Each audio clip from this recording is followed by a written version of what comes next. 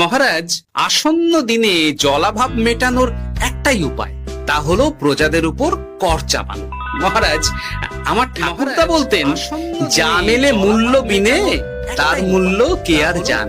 আমরা যেহেতু জলের মতো এত মূল্যবান সম্পদ বিনামূল্যে পাচ্ছি, তাই একে গুরুত্ব দিতে শিখিনি। সবাই মিলে দেদার জলের অপচয় করছে। জল শেষ হয়ে গেল নাকি?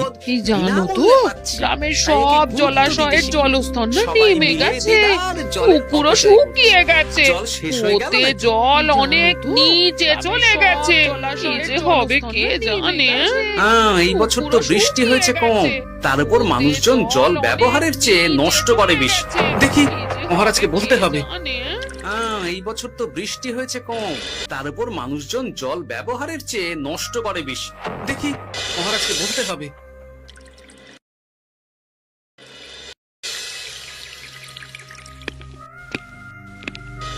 এই তো গোপাল এসে গেছে।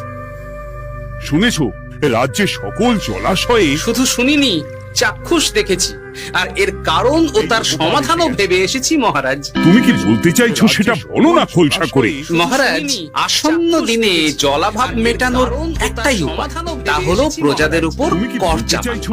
মহারাজ, আমার ঠাকুরদা বলতেন, যা মেলে মূল্য বিনে তার মূল্য কে আর জান। আমরা যেহেতু জলের মতো এত মূল্যবান সম্পদ বিনামূল্যে পাচ্ছি, তাই একে গুরুত্ব দিতে শিখিনি। সবাই মিলে দেদার জলের অপচয় করছে। আমি এই অপচয়ের বিরুদ্ধে কর বসানোর পরামর্শ দিচ্ছি মহারাজ। জলের জন্য দেবে দাম, ছুটে যাবে কালঘাম। হ্যাঁ, যখনই জলের জন্য কর দিতে হবে, তখনই জলের অপচয় বন্ধ হবে। এতে লাভটা কি হবে গোপাল? মানুষ কম জলে কাজ করা শিখে যাবে, ফলে আগামী দিনে যদি জল সম্পদ কমেও যায়, এই কৃষ্ণনগরের প্রজারা আগে থেকেই তার জন্য প্রস্তুত হয়ে যাবেন। কিন্তু আমি আমার প্রজাদের কাছ থেকে জলের দাম নেব গোপাল? না মহারাজ, কর বাবদ যে অর্থ উপার্জন হবে, তার সাথে আপনার দান মিলিয়ে রাজ্যের মধ্যে একটা বিরাট কৃত্রিম জলাধার বানানো হবে, যেখানে বৃষ্টির জল সংরক্ষণ করা যাবে মহারাজ। এতে সারা বছর ধরে আর কোনো জলের অভাব থাকবে না মহারাজ। গোপালের প্রস্তাব বড় ভালো লেগেছে। আগামী দিনে ইতিহাসে এই কর্মযজ্ঞের কথা লেখা থাকবে বলে আমার বিশ্বাস। আর তাই আমি গোপালকে এই মুহূর্তে 50টি স্বর্ণমোহর উপহার দেব বলে ঘোষণা করছি। সাধু সাধু সাধু। আর তাই আমি গোপালকে এই মুহূর্তে 50টি স্বর্ণমোহর উপহার দেব বলে ঘোষণা করছি। সাধু সাধু সাধু।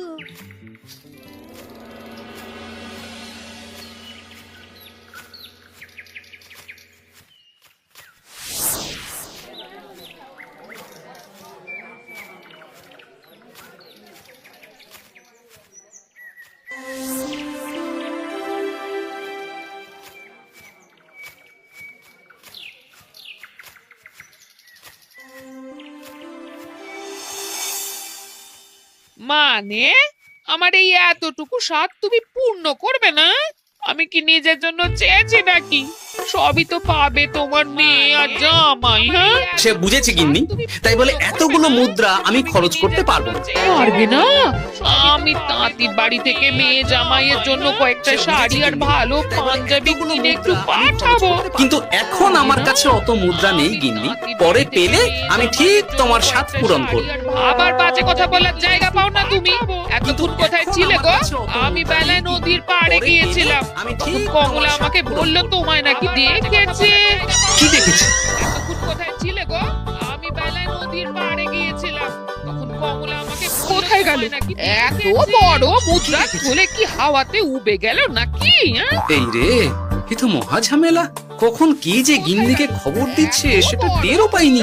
বলি মুখে কুলু পাটলে যে বড়, বলি রাজা মশাইয়ের কাছ থেকে যে এত রোজগার করো, সেই মুদ্রা যায় কোথায়? কানের মাথা খেও না তো। আমি কি তোমার কোনো কিছুর অভাব রেখেছি? বলো একবার। খাওয়া পড়া কোনো কিছুর তো কোনো খামতি নেই তোমার। আনছি রাখোনি, কিন্তু তাই বলে আমিও তোমার স্ত্রী, তোমার গিন্নি গো, গিন্নি, তাই না? আমার তো জানার অধিকার আছে নাকি যে তোমার উপার্জনের অর্থ করি সব কোথায় যাচ্ছে? জানবে জানবে, সব জানবে। এখন কিছু খেতে দাও দেখি, পেটে ছুঁচোয় ডন বৈঠক মারছে। উপার্জনের অর্থ করি সব কোথায় না, যাচ্ছে এরপর থেকে আর মহারাজের কাছে উপহার পেলে ওইভাবে খোলা হাটের মধ্যে দিয়ে আসা যাওয়া করা যাবে না। না, এরপর থেকে আর মহারাজের কাছে উপহার পেলে ওইভাবে খোলা হাটের মধ্যে দিয়ে আসা যাওয়া করা যাবে না। তোমার আর কোনো চিন্তা নেই গোপাল, আমি তোমার মাসোহারা তো বাড়িয়ে দিলাম, সঙ্গে প্রত্যেক দিন তুমি 10 মোহর করে পারিতোষিক পাবে। এই না, কোনো চিন্তা নেই গোপাল, আমি তোমার মাসোহারা তো বাড়িয়ে দিলাম, সঙ্গে প্রত্যেক দিন তুমি এই 10 মোহর ভোরবেলায় করে একটা পারিতোষিক জব্বর পাবে। স্বপ্ন দেখা গেল বটে। এই স্বপ্ন খুলে গেলে আর কোনো চিন্তা নেই। গিন্নি, ও গিন্নি, বলি গেলে কোথায়? গিন্নি, সারা নেই। ও গিন্নি, রাগ করলে নাকি গো? আরে এসো এসো, এমন একটা স্বপ্ন দেখেছি না যে তোমার আর কোনো চিন্তা থাকবে না গিন্নি। মোহর আর মুদ্রা একেবারে ঝরে পড়বে গো। এমন একটা স্বপ্ন দেখেছি না যে তোমার আর কোনো চিন্তা থাকবে না গিন্নি। এইসব ফলাহার সাজিয়ে রেখে গেল কোথায় গিন্নি? নিজের বাপের বাড়িতে তো যাবে না, কেউ নেই সেখানে। মেয়ের বাড়ি গেল নাকি? না, মেয়ের বাড়িতে তো গিন্নি যায় না। তাহলে না না, খালি পেটে এত ভাবতে পারছি না। আগে মুখ হাত ধুয়ে এসে কিছু খেয়ে নি, তারপর দেখি গিন্নি কোথায় যায়। তাহলে না, গিন্নিকে তো কোথাও দেখলাম না। গেল কোথায়? যাকে আগে রাজবাড়িতে তো যাই, ফেরার সময় না হয় আবার খোঁজ নেব, ততক্ষণে ফিরেও আসতে পারে। গেল কোথায়? যাকে আগে রাজবাড়িতে তো যাই, ফেরার সময় না হয় আবার খোঁজ নেব, ততক্ষণে ফিরেও আসতে পারে। বাহ বাহ বাহ, একেই বোধহয় বলে সঙ্গগুণ। অনেকদিন এত হাসি নিয়ে যা বলেছেন মহারাজ। হাসির চোটে পেটে ধরছে খিল। বোধহয় বলে কর্তার গিন্নিতে দেখছি রয়েছে অনেক প্রেম। যা বলেছেন মহারাজ।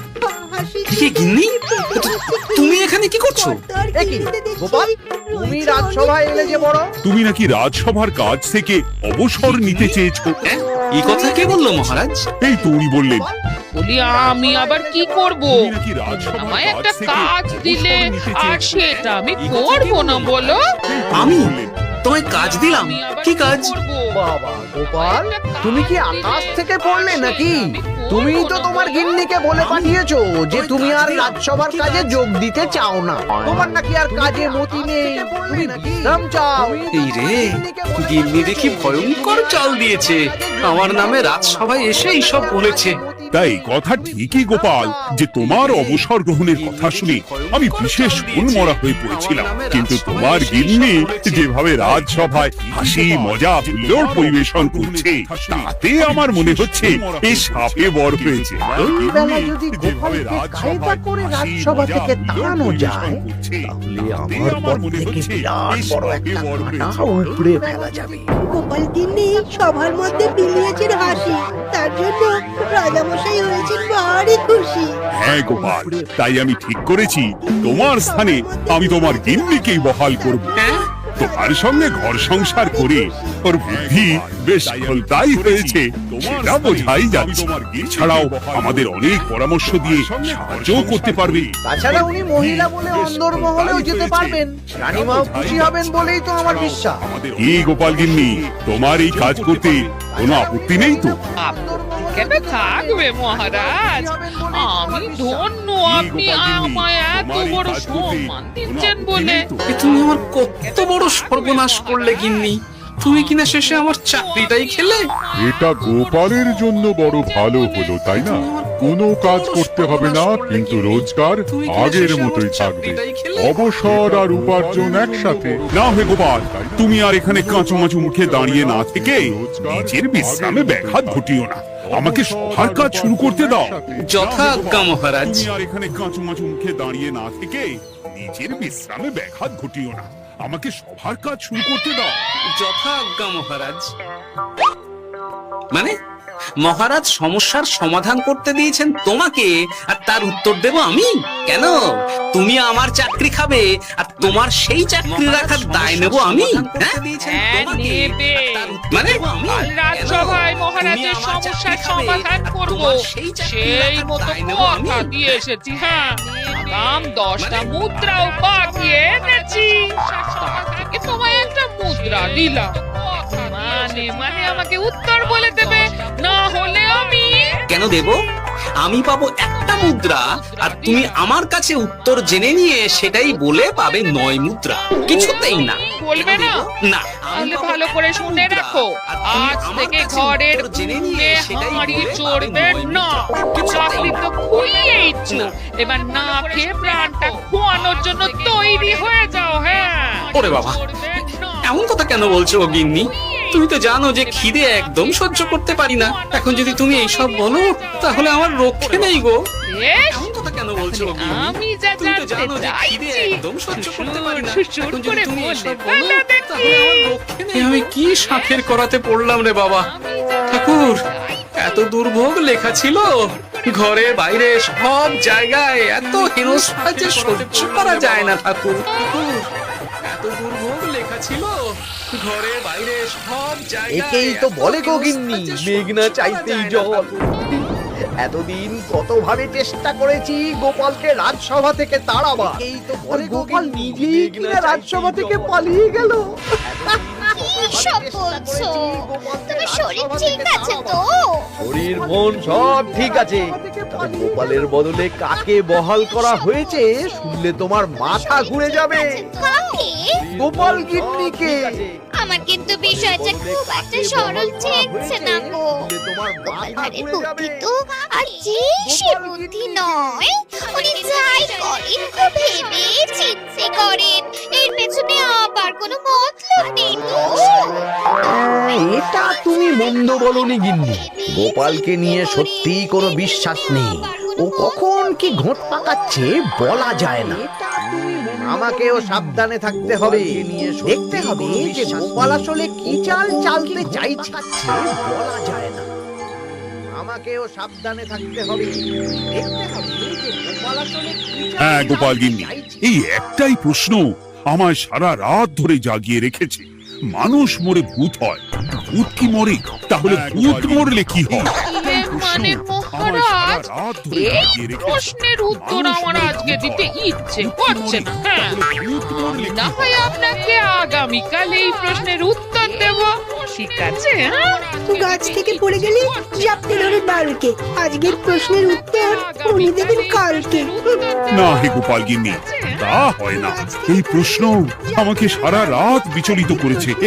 আবার যদি আজকেও এই প্রশ্নের উত্তর না পাই তাহলে তো আবার একটা নিদ্রাহীন রাত আমাকে কাটাতে হবে। মানে আমি বলছিলাম কি মহারাজ, গোপাল গিন্নি তো সদ্য এই কাজে বহাল হয়েছে, তাই তাকে তো একটু সময় দেওয়া দরকার নাকি? কিন্তু প্রশ্নের উত্তর না পেলে যদি মহারাজের শরীর খারাপ হয় তার দায় কে নেবে মন্ত্রী মশাই? কিন্তু প্রশ্নের উত্তর না পেলে যদি কি করব? মহারাজের শরীর খারাপ তো হয় তার বিপদে দায় কে পড়লাম নেবে মন্ত্রী দেখছি। মশাই? আচ্ছা মহারাজ, ঠিক আছে ঠিক আছে, আমি এই প্রশ্নের উত্তর দেব, কিন্তু আমার না একটু সমস্যা আছে। খোলা হাওয়াতে গিয়ে না দাঁড়ালে আমার ঠিক মাথা খোলে না, তাই বলছিলাম। তাই না হয় যাও, হাওয়া খেয়ে এসে মাথাটা খোলতাই করে নাও। কিন্তু এই প্রশ্নের উত্তর আমাকে আজকেই দিতে হবে। হ্যাঁ, তাই না হয় যাও, হাওয়া খেয়ে এসে মাথাটা খোলতাই করে নাও। এই যে কি সমস্যা, সারাদিন ঘরে বসে থেকে থেকে তো আমার সারা গায়ে বাত ধরে গেল। সেই সকাল বেলা আমাকে ফলাহার করিয়ে দিয়ে গিন্নি তো চলে গেছে রাজবাড়িতে চাকরি করতে। এদিকে আমার যে পেটে কিচ্ছুটি নেই, তার কি হবে? মহারাজ দোকানে গিয়ে যে ভালো মন্দ খাবো তারও উপায় নেই, তাহলেই তো কাঁড়ি কাঁড়ি খরচা। এদিকে আমার যে পেটে কিচ্ছুটি নেই, একবার দেখি তো উনুন ধরিয়ে অন্তত ভাতটা চাপাতে পারি কিনা, তাহলে গিন্নির ওই হাঁড়ি না চড়ার হুমকির হাত থেকে অন্তত বাঁচা যাবে। একবার দেখি তো উনুন ধরিয়ে অন্তত ভাতটা চাপাতে পারি কিনা, তাহলে গিন্নির ওই হাঁড়ি না চড়ার হুমকির হাত থেকে অন্তত বাঁচা যাবে। ও বাবা গো, ও বাবা, এত কেসে কেসে সোজা শেষ যাত্রা হয়ে যাবে আমার। না, এর চেয়ে না খেয়ে মরাও ঢের ভালো। দেখি তুমি বাড়িতে কেন?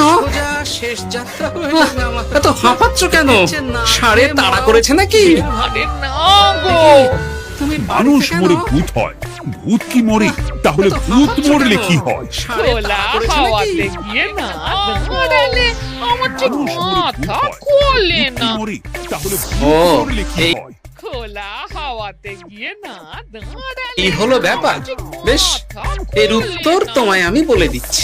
ভূত মরে প্রথমে এক ঝুড়ি অন্ধকার হয়, সেই অন্ধকার হাওয়াতে উড়ে বেড়ায়। এক সময় সেই অন্ধকার পাতলা হতে হতে কুয়াশার মতো হয়ে যায়। ব্যাস, মিটে গেল।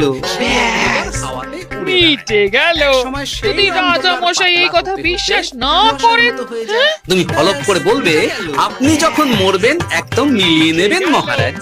এর চেয়ে এক পা এদিক ওদিক হয় না যেন। হ্যাঁ, এই না হলে তুমি গোপাল ভাঁড়, বুঝেছ তাহলে? তুমি চিন্তা করো না, রাজবাড়ি থেকে ফেরার সময় আমি তোমার জন্য অনেক অনেক বাজার করে আনবো, ঠিক আছে?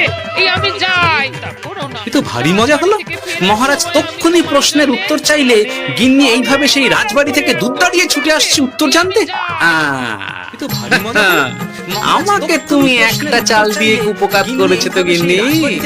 এবার বুঝবে কত ধানে কত চাল। আমাকে তুমি একটা চাল দিয়ে উপকার করেছো তো গিন্নি। এইবার বুঝবে কত ধানে কত চাল।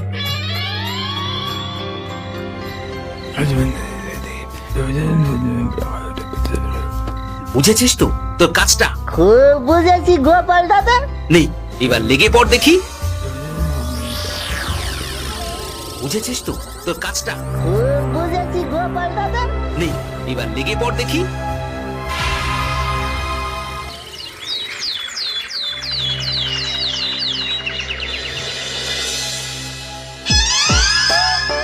তাহলে আর বলছি কি তোমাদের, সকাল বেলায় উঠে দেখি মুখের এই হাল।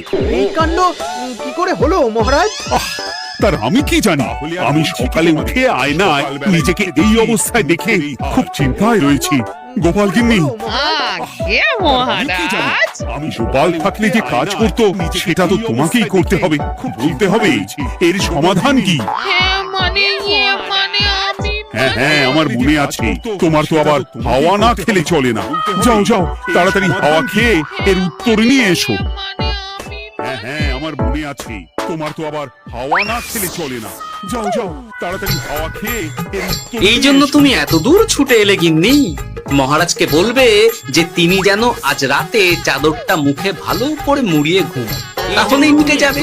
এই রং চলে যাবে আর নতুন করে কিছু হবেও না। চাদরটা মুখে ভালো করে মুড়িয়ে ঘুমান, বলি তাহলেই মিটে যাবে।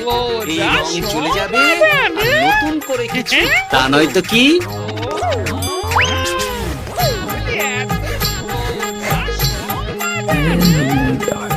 কাল সারা রাত আকাশে একবার দেখলাম চাঁদ উঠেছে, আর একবার দেখলাম ঘোর অমাবস্যা।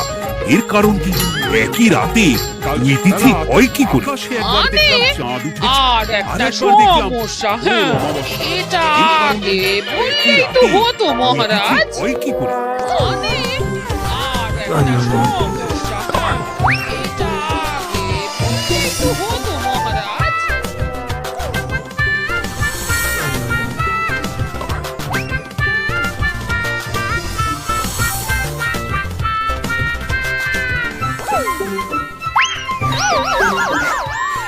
এ কি, তুমি হাওয়া খেতে গিয়ে এইভাবে খাবি খাচ্ছ কেন গোপাল গিন্নি? এর কারণ আমি জানি মহারাজ। সে কি কাণ্ড! তুমি কি করে জানলে?